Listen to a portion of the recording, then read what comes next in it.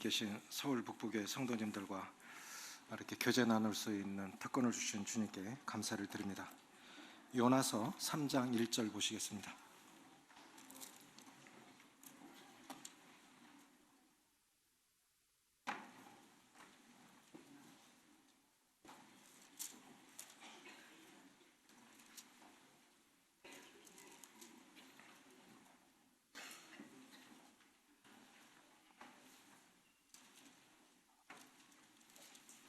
요나서 구약성경 1288쪽입니다. 요나서 3장 1절, 2절 같이 읽겠습니다. 시작. 여호와의 말씀이 두 번째로 요나에게 임하니라. 이르시되 일어나 저 큰 성읍 니느웨로 가서 내가 네게 명한 바를 그들에게 선포하라 하신지라. 두 번째 기회의 하나님이라는 제목으로 말씀을 드리겠습니다. 이미 예수 그리스도를 주와 구주로 영접한 이 성도들은 나름대로의 하나님을 섬기고 계십니다. 어느 분에게는 사랑이 더 부각이 될 수도 있고, 어떤 분에게는 회복, 또 다양하게 자기가 경험한 하나님에 대해서 말씀하실 수 있을 것 같습니다. 근데 제가 77년도에 구원받았으니까요, 고등학교 1학년 때 주님 영접을 했는데 지금 41년째죠.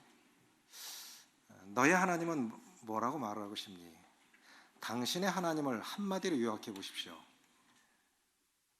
라고 누가 묻는다면, 당신의 하나님을 한마디로 정의해 보십시오 라고 묻는다면 뭐라고 말씀하시겠습니까? 그래, 전지전능하시고 무소부지하시고 그런 거 내가 다 알겠는데, 네 하나님, 네가 지금까지 믿고 섬겼던 당신이 믿는 그 하나님을 당신의 언어로 한마디로 정의해 보시오. 어떻게 말씀하시겠습니까? 저는 개인적으로 이것은 제 경험이요, 성경에 기록된 앞선 선진들의 고백이요, 우리 모두가 다 경험하고 있는 공통된 부분이라고 생각을 하는데, 저는 저희 하나님을 두 번째 기회의 하나님으로 말씀드리고 싶습니다. 요나는 왜 하나님의 동일한 말씀을 두 번이나 들었어야 됐을까요? 1장 1절에 보면 여호와의 말씀이 아미떼의 아들 요나에게 임하니라. 이르시되 너는 일어나 저 큰 성읍 니느웨로 가서 그것을 향하여 외치라. 그리고 3장 1절에 또 말씀을 하십니다. 왜 요나는 두 번이나 동일한 말씀을 들었어야 됐을까요? 말씀이 주어지기 전에는 요나는 불순종하지 않았습니다. 하나님이 내게 말씀하시기 전까지는 다들 괜찮은 성도들이에요. 그런데 하나님이 내게 직접 음성을 들려주시고 하나님이 내게 말씀하시면 그때는 순종하기가 참 어려운 때가 많습니다. 헌신이라는 말도 쉽게 말하기 어렵습니다. 헌신, 남한테 헌신하라고 말하기 쉽지만 그 헌신이라는 주제가 하나님의 음성으로 내게 주어졌을 때는 하기 쉽지 않은 겁니다. 왜 하나님께서는 이 실패한 선지자에게 다시 한번 기회를 주셔서 그 사역을 완성할 수 있게 하시는 것일까요? 왜 하나님께서는 오늘날도 이 소명의 자리로 가지 않고 사명의 자리로 가지 않고 불순종하는 이 탈영병 같은 사람들을 다시 한번 기회를 주셔서 그 사역을 완성, 영광스럽게 마치게 하는 것일까요? 하나님은 왜 그렇게 하시는 것일까요? 예나 지금이나 전쟁이 발발하면 사상자와 더불어 탈영병이 생기기 마련입니다. 그런데 이 탈영병을 어떻게 처리하느냐에 따라서 전쟁의 승패가 갈리기도 합니다. 교회도 마찬가지라고 생각이 되십니다. 하나님께서 교회에게 말씀하시고 모두에게 말씀하실 때 한 마음으로 주님의 뜻에 순종하는 연합된 사랑 안에서 연합을 이루어서 한 방향을 향해서 나아갈 때 그것이 교회의 이 부흥을 결정한다고 그렇게 생각이 되어지는데, 그래서 신명기 20장 5절 8절에도 보면 새 집을 짓고 낙성식을 하지 못한 자가 있느냐? 돌아가라. 네가 죽고 나면 다른 사람이 그 집에서 살 거니까 돌아가라. 또 포도원을 만들고 열매를 따먹지 못한 사람이 있느냐? 돌아가라. 너는 전쟁에 나와도 네 마음은 포도원에 있으니까 돌아가라. 약혼하고 결혼식을 하지 못한 사람이 있느냐? 돌아가라. 숫자로만 있을 뿐이지 실제로는 도움 안 되니까 돌아가라. 너는 전장에 와 있지만 마음은 여인에게 가 있으니까 돌아가라는 거예요. 오히려 그런 사람 때문에 열심 내는 사람도 낙심이 돼서 전체 분위기가 깔아앉으니까 돌아가라는 겁니다. 그러면 역대 영웅들은 어떻게 탈령병을 처리했을까요? 로마 황제 프리드리 1세라고 하는 분이 있는데, 이분은 그래서 각 시대별 이 영웅들이 탈령병을 처리하는 방식을 보면 우리가 하나님을 어떻게 알고 있느냐도 좀 이해가 되는 것 같아요. 이분은 겁주기식으로 탈령병을 처리를 했는데, 제가 욕하는 게 아니라 그분이 한 욕을 인용할 테니까 욕 좀 하겠습니다. 야 임마, 네가 언제까지 살 거야? 너 언제 죽을 거 아니야? 언젠가는 죽을 거 아니야? 그러니까 나가서 싸우다 죽어. 이게 로마 황제의 탈령병을 처리하는 방식이었습니다. 겁주기식. 예를 들어서 주님도 나에게 그렇게 한다면 헌금 안 내고 꾀부리고, 그렇게 한다면 교통사고 나서 다리 부러뜨리시고 내 자식 아프게 하고 직장 안 되게 하고, 만약에 우리가 하나님 뜻에 따라 바르게 살지 못하면 하나님께서 내게 다리 부러뜨리시고 병들게 하고 그렇게 하시는 하나님이시라면 무서워서 어떻게 하나님 섬기겠습니까? 하나님 그런 분이십니까? 우리가 하나님을 어떻게 알고 있습니까? 마태복음 22장 29절 보실까요?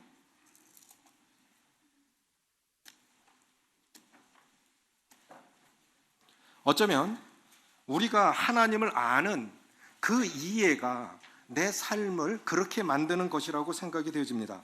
마태복음 22장 29절,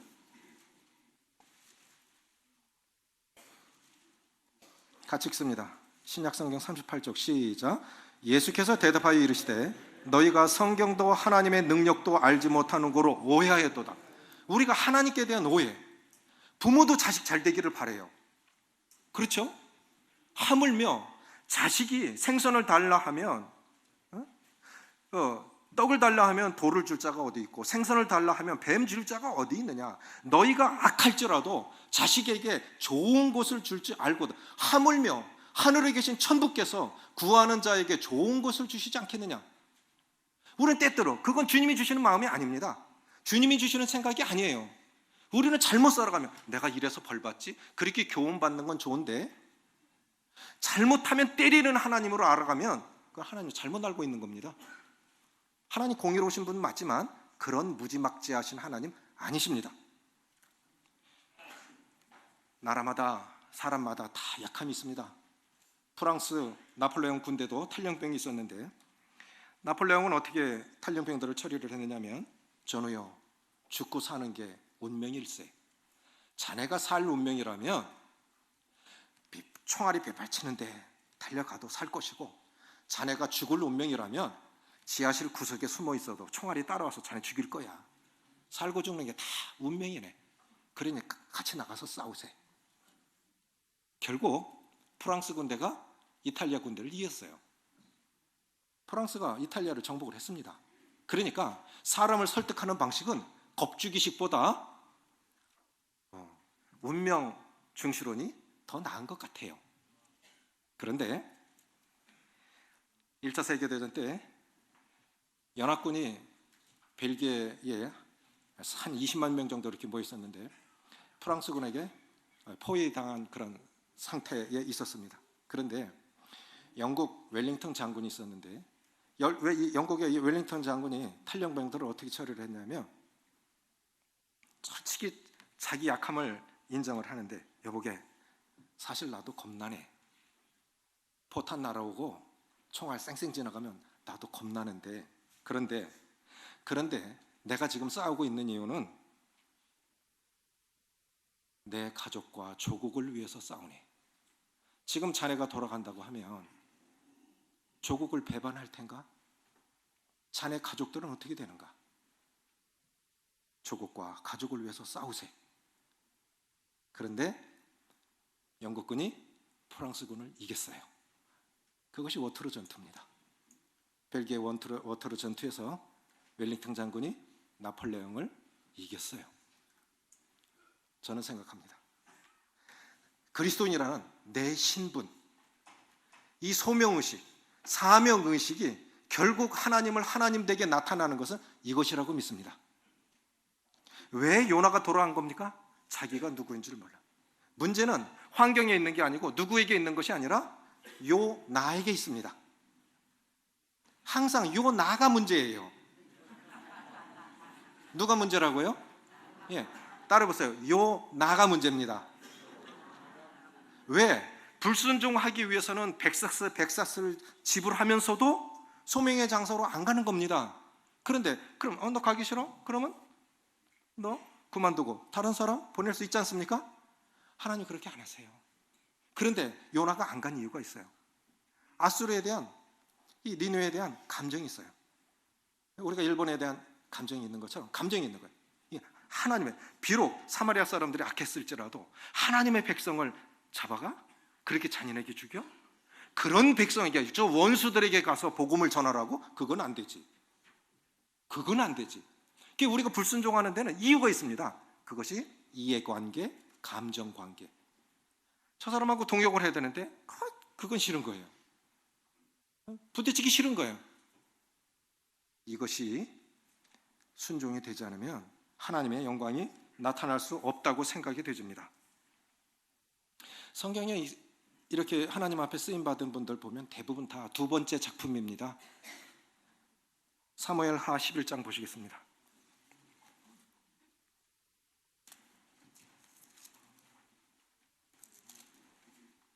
사무엘하 11장,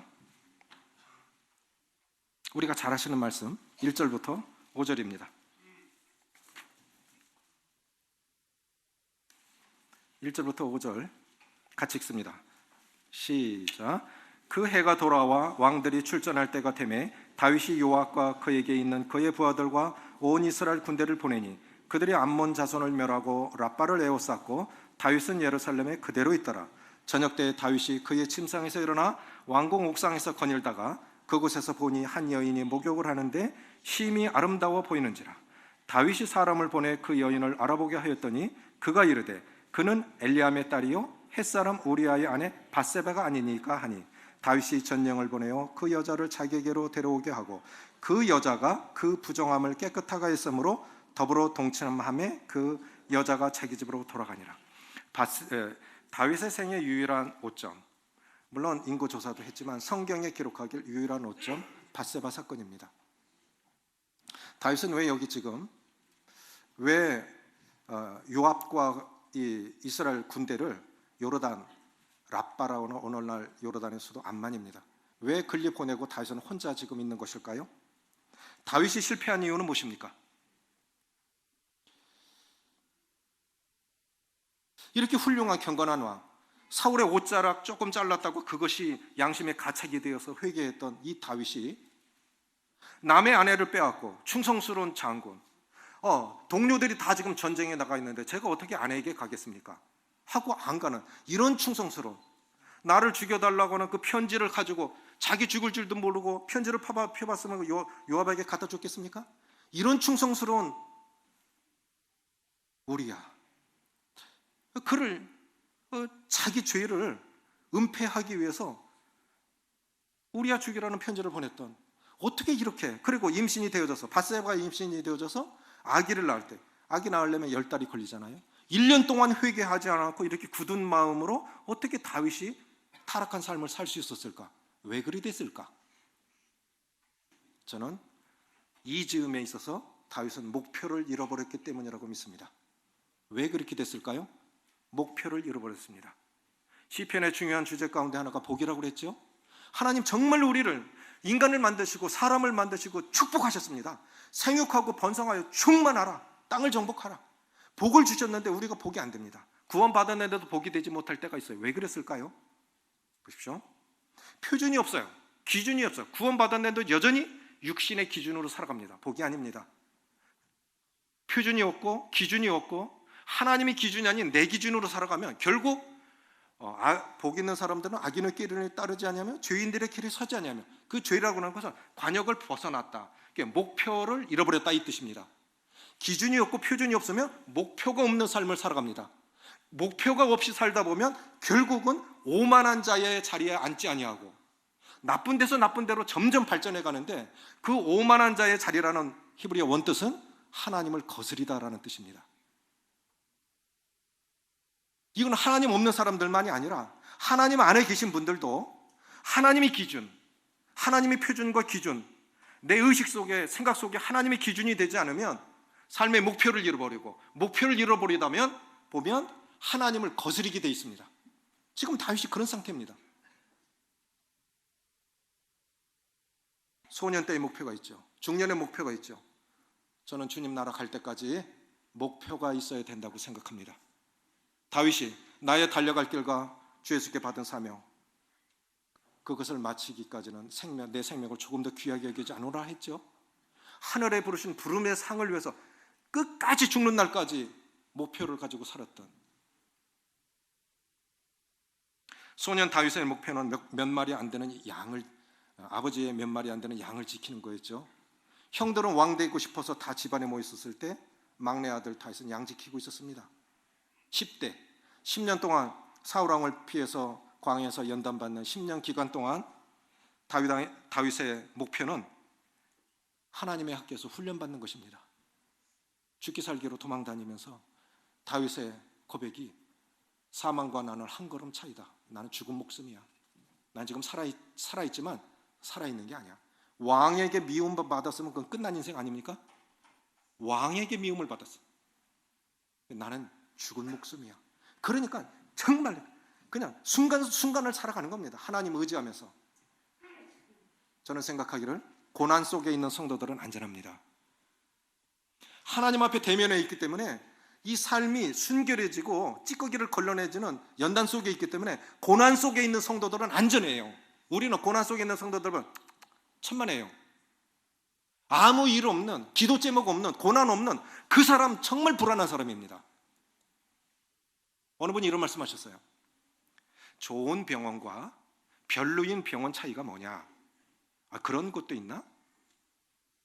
그럼 좋은 의사와 별로인 의사 차이는 뭘까요? 별로인 병원은 동네 병원, 그저 감기 환자 정도 고치는 병원, 이 별로인 병원이고, 중환자들 잘 고치는 병원이 좋은 병원이래요. 맞습니까?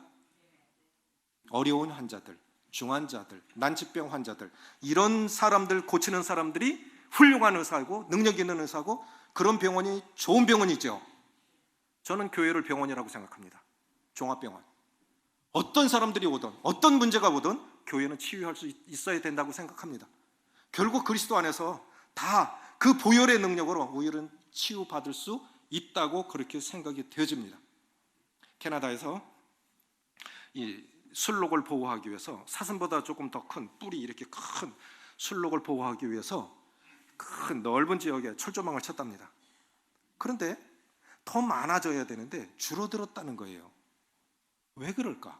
동물학자들이 연구를 해보니까 술록은 계속 이동을 하면서 뿔 뜯어 먹는데 천적이 따라오죠. 늑대가 따라와. 그럼 일정 수는 잡혀 먹습니다.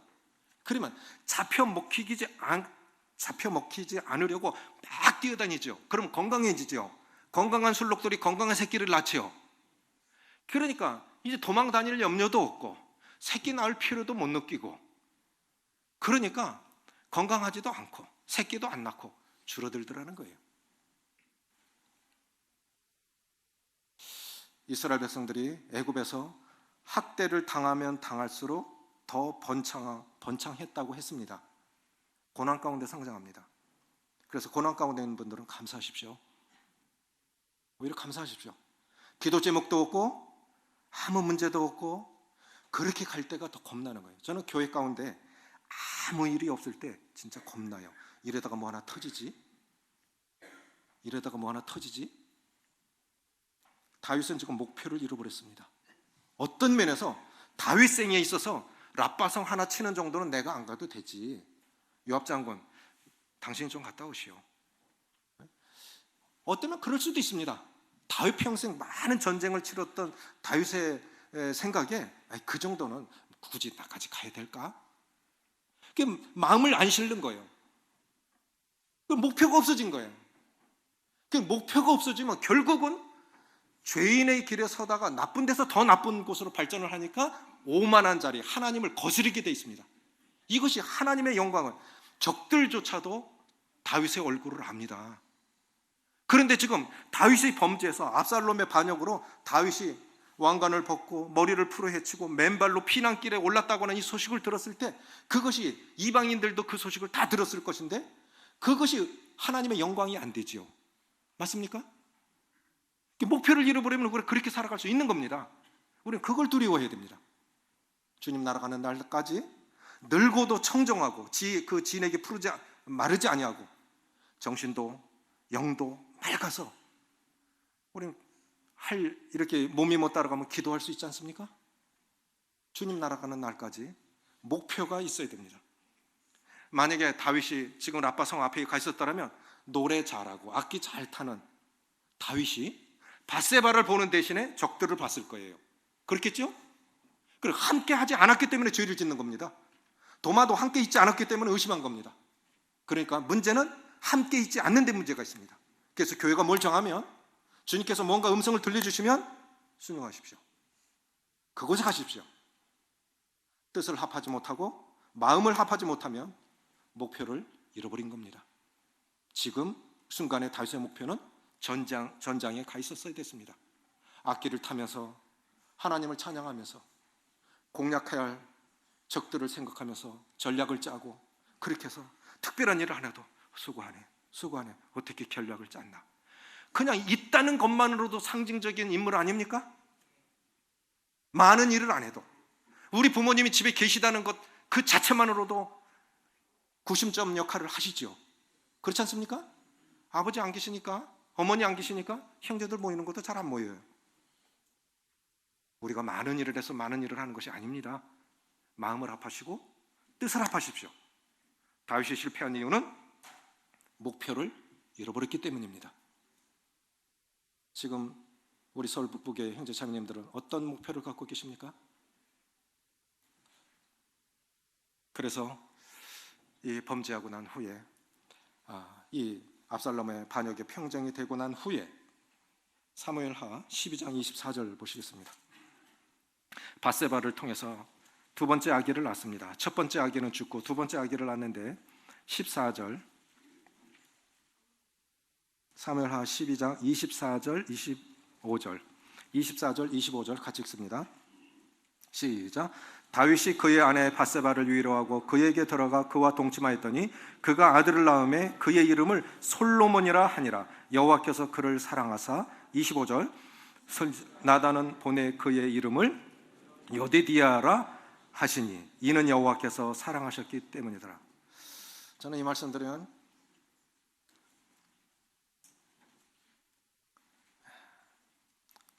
참 눈물이 나요. 솔로몬 평생에 솔로몬이 참 사랑한 사람 아닙니까?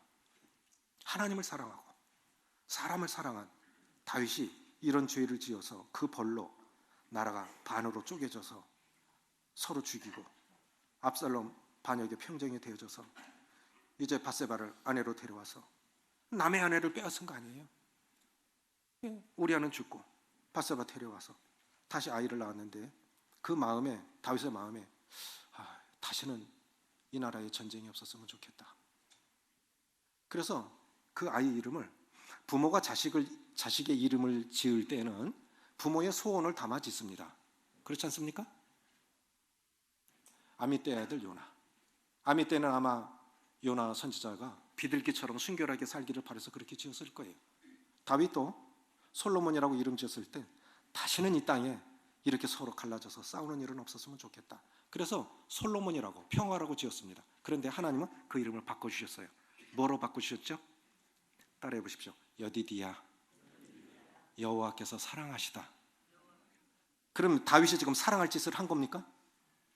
사랑받을 짓을 한 겁니까? 아닙니다. 우리가 지금 살아가는 거, 하나님께서 내게 지금 은혜 베푸시는 거, 내가 정말 사랑받을 짓을 해서 그렇게 하는 거 아니에요. 물론 잘하는 것들도 있어요. 여전히 부족하고요, 여전히 허물이 있고, 우리 여전히 구원받았지만 많이 변화받지 못해서 여전히 그 성향과 기질과 그런 것들 그대로 안고, 그 연약 그대로 안고 주님 살아가는데 정말 많은 은혜 베푸시잖아요.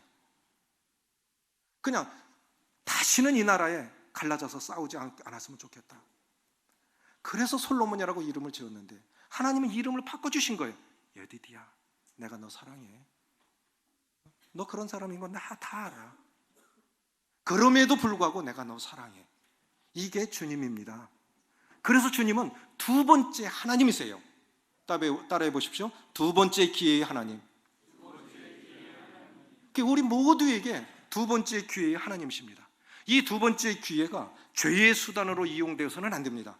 그러나 우리 모두에게는 하나님은 우리에게 두 번째 기회의 하나님이십니다. 그래서 다윗 왕은 솔로몬에게 훗날 이 솔로몬이 자신의 왕위를 이어서 이제 계승해서 이제 왕이 되었을 때 이렇게 유언을 합니다. 역대상 28장 9절입니다.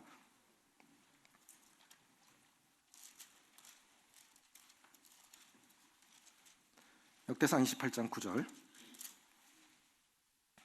같이 읽습니다.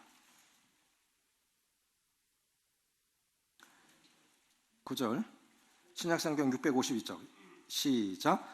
내 아들 솔로몬아, 너는 내 아버지의 하나님을 알고 온전한 마음과 기쁜 뜻으로 섬길지어다. 여호와께서는 모든 마음을 감찰하사 모든 의도를 아시나니 네가 만일 그를 찾으면 만날 것이요 만일 네가 그를 버리면 그가 너를 영원히 버리시라. 뭐라고 예언을 했습니까? 내 아들 솔로몬아, 너는 내 아비의 하나님을 알고, 하나님은 이런 하나님이야. 내가 경험한 하나님은 이런 하나님이야. 그러니까 너는 네 아비의 하나님을 잘 기억해라. 하나님은 이렇게 기름을 부음을 받았지만 더 훈련이 필요해서 10년간 훈련을 하게 하시고, 그래야 더 크게 쓰임 받을 수 있으니까 왕이라도 범죄했을 때는 이렇게 하나님이 다루신다. 그런데 하나님은 실패했다는 이유로 버리시는 분은 아니시다. 여기서 핵심은 뭐냐면 하나님은 실패했다는 이유로 버리시는 분은 아니시다. 그거 가르쳐 준 거예요. 우린 실패하면 세상에선 삼성 욕하려고 하는 건 아닌데요, 삼성은 능력 없는 사람 잘라버립니다. LG는 안 그래요. 잘못하면 요구도 먹죠. 근데 제가 보니까 그래요. LG는 웬만하면 다른 데로 발령을 내더라도 자르지는 않는데 삼성은 능력 없으면 잘라버려요. 하나님 그런 분 아니세요. 실패했다는 이유로 버리시는 분이 아니십니다. 열왕기상 19장입니다.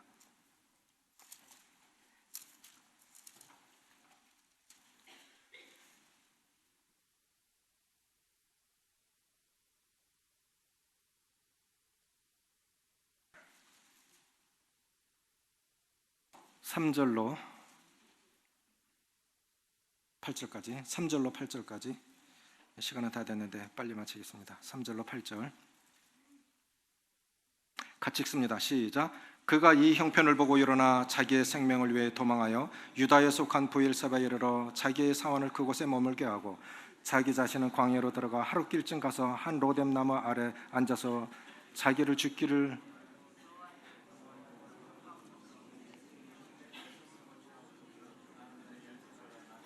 5절 로뎀 나무 아래에 누워 자더니 천사가 그를 어루만지며 그에게 이르되 일어나서 먹으라 하는지라. 거기까지만 읽겠습니다. 잘 아시죠? 선지자 엘리야, 하늘 문을 열기도 하고 닫기도 했던 사람, 하늘에서 불이 내려오게 했던 사람, 그 위대한 선지자가 지금 한 여자 이세벨이 자기를 죽인다고 하니까 도망을 갑니다. 사역지를 떠납니다. 북왕국 이스라엘 선지자인데 남쪽으로 사역지를 떠나고 동역자도 물리치고 혼자 내려가서 로뎀 나무에서 죽여주시오. 하나님 저 죽여주세요. 로뎀 나무 보니까 쌀이까지 생겼어요. 쌀이까지 아십니까? 쌀이나무 그거 무슨 그늘이 되겠어요. 그 얼마나 광야가 공고했으면 그 쌀이나무 같은 밑에서 그것도 죽여달라고 그러면서 로뎀 나무 그 쌀이까지 밑에 왜 들어갑니까? 그냥 죽지. 인간은 그래. 그래서 죽고 싶은 마음은 아니죠. 그래요. 실제로 죽고 싶은 마음은 없으면서 주님 이제 저를 데려가시죠. 힘들면 데려가 달래요. 그런데 그 실패한 선지자를 하나님의 천사를 보내서 떡을 주고 물을 주고, 너무 공고하니까 또 깨워서 또 먹이고 또 먹이고. 그러면 돌아갔을까요? 그렇게 하셨으면 돌아가셨을까요? 엘리야가 더 내려갔어요. 더 내려갔어요. 그런데 가면 어디 갑니까? 서유기에 읽어보면 선호공이 도망가다 끝까지 도망갔는데 부처님 손바닥에 있어요. 자기는 간다고 구름을 타고 또 막 가는 때까지 갔는데 결국은 부처님 손바닥에서 노른 거예요. 우리가 도망가면 어디 가겠습니까? 교회 떠나면 어디 가겠습니까? 사람 힘들으면 떠나버리죠. 가면 어디 가겠어요? 다 하나님 손바닥 안에 있는 거죠. 하늘에 올라갈지라도 거기 계시고, 바다 끝까지 가 있을지라도 하나님 거기 계시죠. 거기서 엘리야가 하나님을 만납니다. 이제 그 호렙산에 들어가서 하나님 앞에 있는데, 그냥 말씀을 드릴게요. 시간이 없으니까. 큰 지진이 나요. 근데 음성은 안 들려. 불이 내렸어. 그 후에도 아무 음성 없어. 근데 세미한 음성으로 엘리야야 내가 왜 여기 있느냐 이렇게 물으십니다. 엘리야야 네가 왜 여기 있느냐. 아합이 다 죽이고 나만 남았는데요. 하나님 7천 명이나 남겨주셨어요. 사람이 열심히 살아갈 때는요 자기밖에 안 보여요. 동역자들도 안 보여요. 하나님 바알에게 무릎 꿇지 않은 7천 명을 남겨주셨는데 그 엘리야에게 하나님께서 그렇게 실패한 선지자에게 사역지를 떠나고 동역자도 물리치고 죽여달라고 떠나버린 이 엘리야에게 하나님이 두 번째 기회를 주십니다. 너는 돌아가서 님시 아들 예후에게 기름을 부어서 이스라엘 왕도 세우고 또 아수르 왕도 세우고 또 엘리사를 세워서 너를 대신해서 선지자도 세워라. 이 세 가지 사명을 맡기십니다. 자, 야고보서에는 엘리야는 우리와 성정이 같은 사람이었다고 그랬죠. 그럼 여쭤볼게요. 갈멜산에서 승리할 때 불이 내려와서 그렇게 하나님 목숨 걸고 도전한 거예요. 불 안 내려오면 죽는 겁니다. 그런데 하늘에서 불이 내려와서 사르는 그 신이 진짜 신이다 이렇게 도전했을 때 불이 내려왔죠. 그 승리했던 그 갈멜산에 가보면 거기만 물이 있어요. 신기해요. 우리 그 지도에 보면 토끼꼬리 같이 생긴 데가 거기가 갈멜산입니다. 그런데 이 엘리야가 불을 내리는 그 승리의 모습이 진짜 엘리야의 모습입니까? 아니면 로뎀 나무 밑에 누워서 저 죽여주십시오 하는 그 모습이 진짜 엘리야의 모습입니까? 갈멜 모습이 진짜 엘리야의 모습이라고 한번 들어보세요. 승리의 모습. 그럼 로뎀 나무 아래서 이제 죽여주시죠. 이제 제가 다 된 것 같아요. 그러니까 죽여달라고 하는 모습이 진짜 엘리야의 모습이라는 분.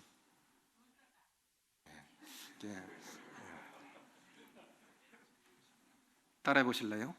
장점과 단점은 일란성 쌍둥이다.